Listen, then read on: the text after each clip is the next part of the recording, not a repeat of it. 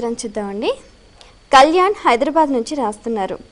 కళ్ళు మూసుకొని జపం చేయటంలో పరమార్థం ఏమిటి తెలియచేయగలరు అంటూ రాస్తున్నారు. ఒక జపమే కాదు, ధ్యానం కదా. అంటే మనం ఒక విషయం మీద మనస్సు లగ్నం చేయాలి.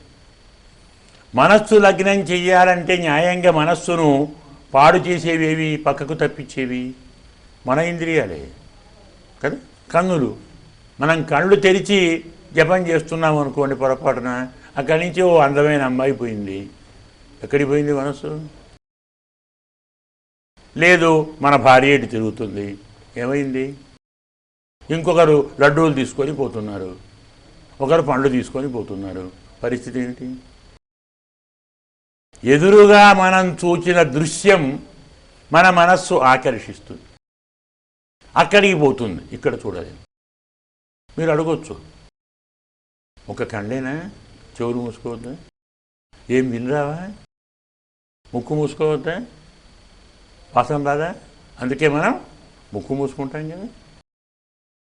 ముక్కు మూసుకొని ప్రాణాయామం చేస్తాం, కనులు మూసుకొని ధ్యానం చేస్తాం. మరి చెవులు? మంత్రం ఉచ్చరిస్తుంటే చెవులు పని చెయ్యవు.